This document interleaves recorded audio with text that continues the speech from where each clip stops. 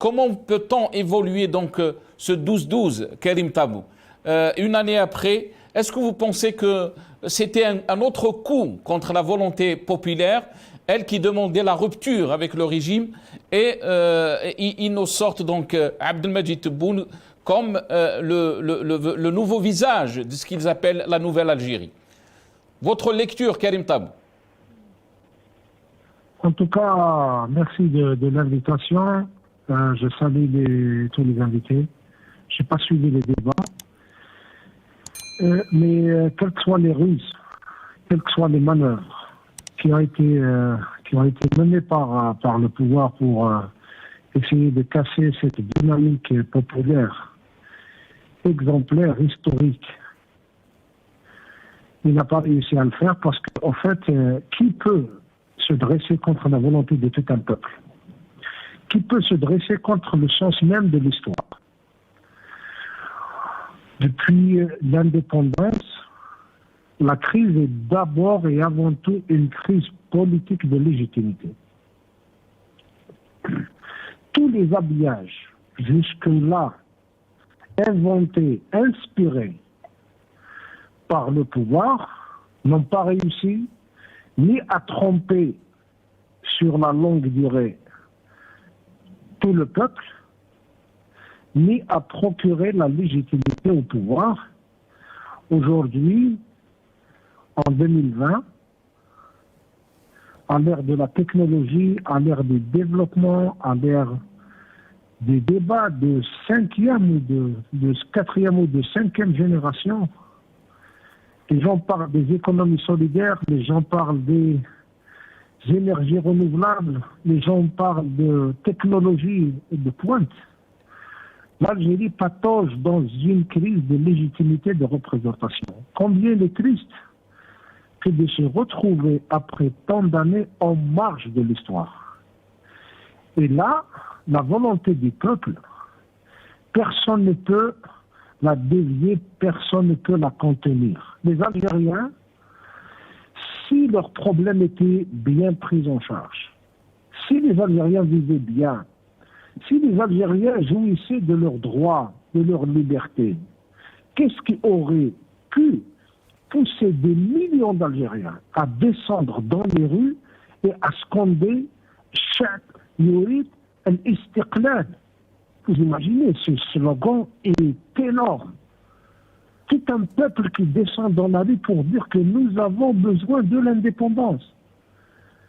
Chacun l'interprète à sa manière, mais en tout cas, le peuple algérien a marqué, a signé l'acte de rupture avec le système, ses pratiques, ses hommes, sa façon de gérer. Et là, la transition, d'abord, elle est à ce niveau. Le peuple algérien a pris acte de la faillite du système, de l'incapacité du régime à lui assurer une vie digne. Et là, j'entends par-ci, par-là, les dialogues, des propositions, ça fait partie du débat.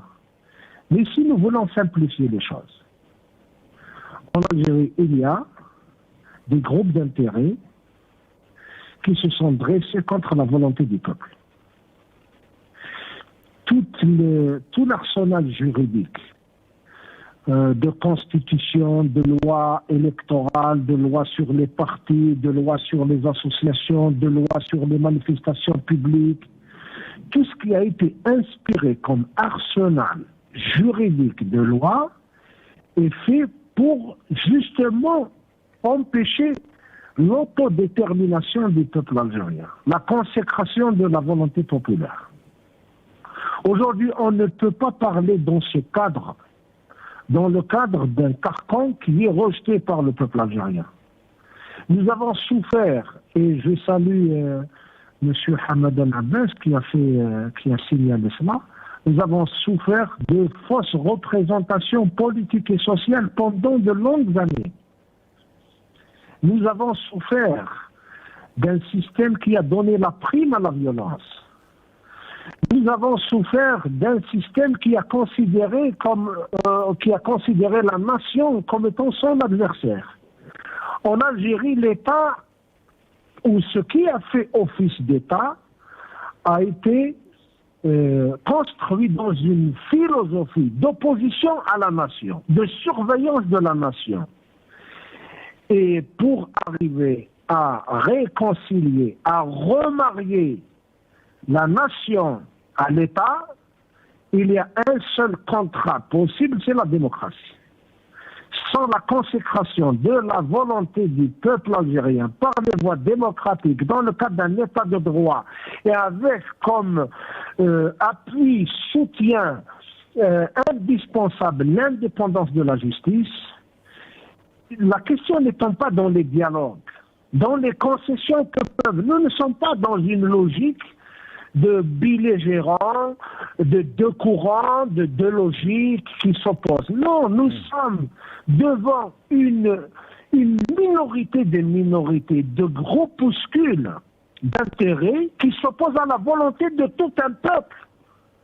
On n'est pas dans une logique de belligérants qui vont se mettre sur la table et ils vont trouver le moyen de dégager des ententes mutuelles. Non, on n'est pas dans cette logique. On est dans une logique de la nécessité de mettre fin à la confiscation du pouvoir par une poignée de personnes et de groupes d'intérêts et le transférer, c'est-à-dire transférer la décision politique, le pouvoir politique vers la volonté du peuple, laisser s'exprimer la volonté du peuple. Tout le reste, de mon point de vue, peut constituer un débat d'intellectuels, un débat politique, un débat, mais simplifions les choses. Il y a eu confiscation de la souveraineté populaire, confiscation de l'histoire, confiscation de la richesse nationale, confiscation de tout, et ce qui a fait office d'État depuis 1962 à ce jour a considéré que la nation en est un ennemi. Et donc, il a sécrété dans son fonctionnement tous les moyens pour mettre dans le viseur, justement, entre parenthèses, cet ennemi qui est la nation. Nous avons des structures, des logiques mentales, des lois qui sont toutes faites pour embrigader la société, surveiller la société, mettre en permanence sous la loupe la société. Et de nos jours, au lieu que la technologie, comme vous l'avez bien constaté, dans beaucoup de pays, elle a quand même permis la mise en place d'espaces de convergence, de débat et de contact entre les gens, c'est les réseaux sociaux. Non, les systèmes de dictature font appel à une technologie de pointe pour mettre en échec justement ces espaces de débat, de convivialité, d'expression et de synergie. Donc, vous voyez très bien que je garde en mémoire cette image du temps de Moubarak en Égypte, qui a fait sortir une baltadia et une meute de gens sur des chameaux, sur des ânes, sur des chevaux, et ils étaient en face de quoi? Ils étaient en face de jeunes qui sont sur Facebook, sur Instagram, sur Twitter, sur Internet, etc. Donc il y a un vrai problème entre ceux qui continuent de faire usage de la violence avec des moyens qui relèvent de la mentalité du Moyen-Âge. Et en face, il y a des peuples qui sont à jour, à la pointe, et qui ont des besoins, des espoirs, des perspectives, des horizons lointains qu'ils veulent réaliser. La réalité, elle est à ce niveau. Les gens qui dirigent ce pays sont trop petits pour la grandeur historique, politique, géographique, sociologique, géopolitique de l'Algérie.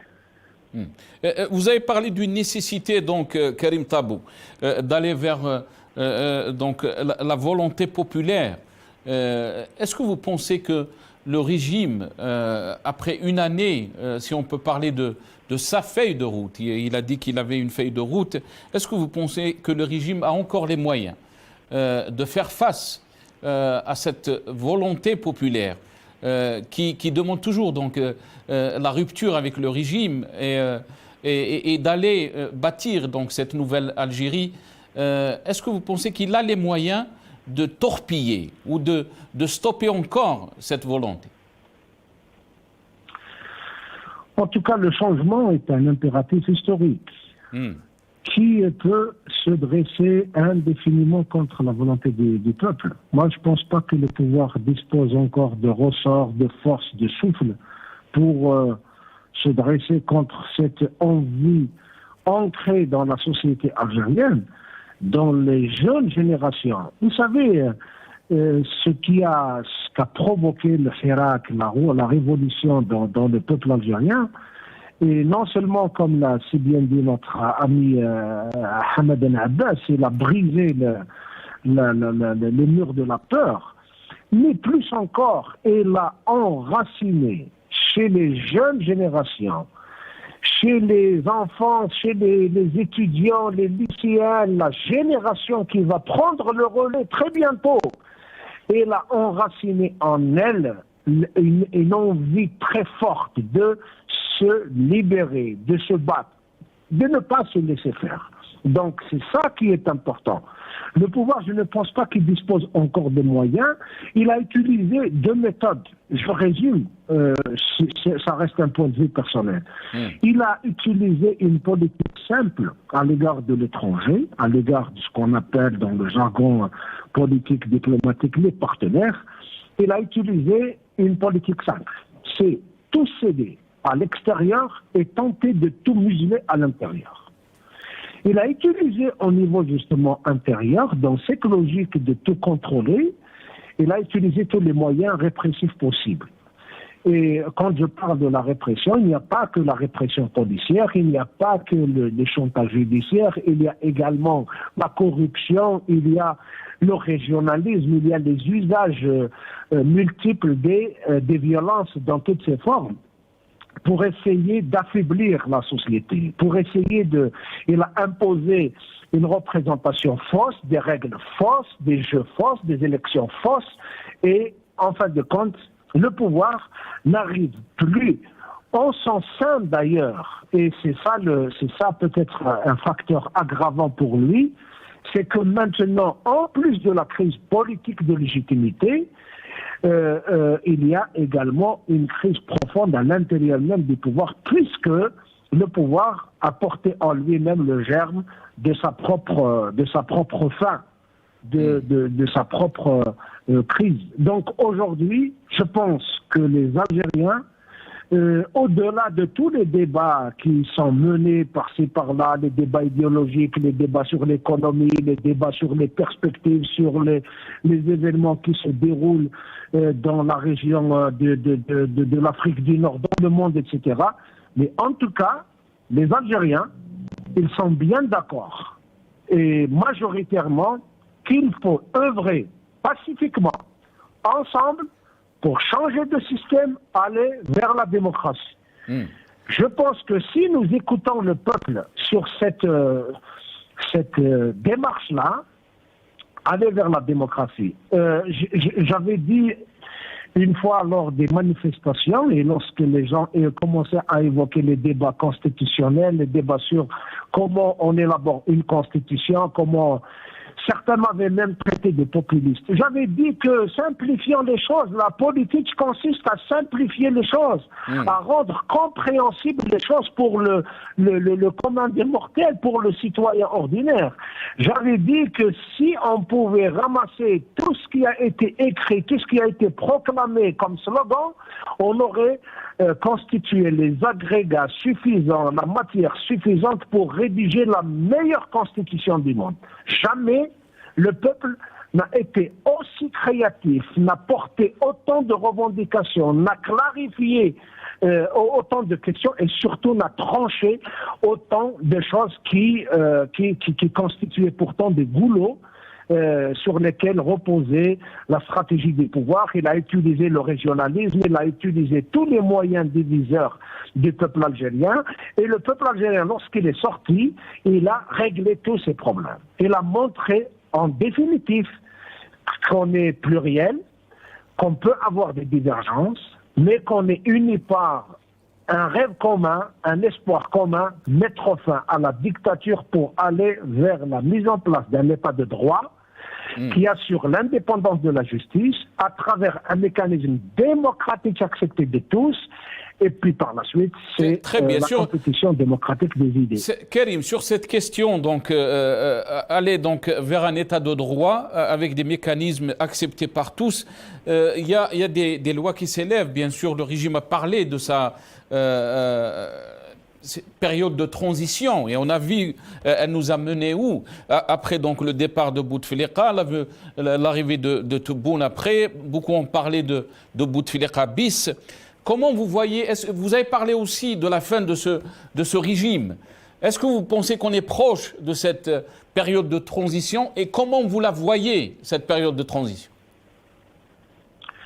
En tout cas, pour ne pas rester prisonnier de mots, période de transition, et puis en face, on a des gens qui exploitent tout parce qu'ils persistent dans leur démarche fausse, mauvaise, et leur maintien passe en priorité sur l'intérêt du pays. Moi, je ne m'attends pas sur ça, mais je pense que les Algériens ont accompli des actes fondateurs.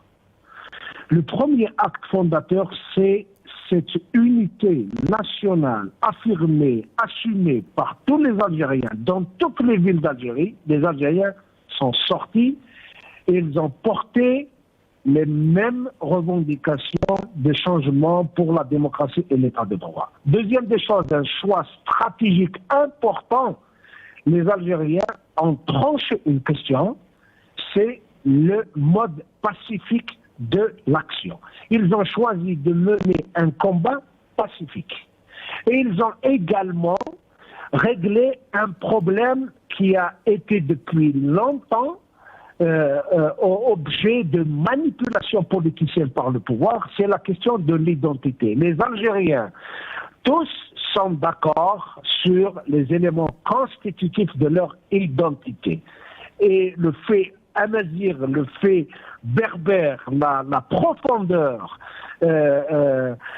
civilisationnelle et des valeurs de notre société, je pense qu'ils ont été affirmés, assumés. Ils ne font plus objet de manipulation, j'allais dire, de division. Bien au contraire, les Algériens, ils ont... Et puis, face à la mauvaise représentation politique et sociale, cette révolution également a sécrété par elle-même une élite nouvelle, une démarche nouvelle, une conception nouvelle. Et on a bien vu qu'il y a eu des débats très intéressants qui ont porté au devant des militants, des avocats, des journalistes, des enseignants universitaires, des étudiants, des influenceurs sur les réseaux sociaux, de simples gens, de petites personnes dans toutes les... Ils ont fait preuve d'une créativité extra. Le peuple algérien a montré qu'il était capable de réaliser des miracles à un moment où les gens pensaient que ce peuple était amnésique, indifférent, enterré. Il n'existe plus, bien au contraire. Il est plus que jamais décidé à arracher son droit à l'autodétermination. Très bien. Karim Taboul, dernier mot très rapidement. Est-ce que vous êtes optimiste, malgré que notre pays traverse une période, une situation très difficile, on parle de multicrises, est-ce que vous êtes optimiste pour le futur? Je disais que malgré que le pays se trouve dans de sérieuses difficultés, assiégé par une situation sécuritaire difficile aux frontières, avec des effets néfastes autant sur la vie des gens que sur l'économie du pays de la pandémie, et puis un pays qui ne dispose pas d'une économie capable donc de le faire résister à de telles secousses. C'est vrai, il y a de sérieuses difficultés, mais la solution, elle est à notre portée, elle est entre nos mains. C'est réaliser cette réconciliation sérieuse entre l'État et la nation à travers la démocratie, à travers la mise en place d'un État de droit, et les Algériens sont capables de relever tous les défis. Merci à vous, Karim Tabou. يعطيك الصحة.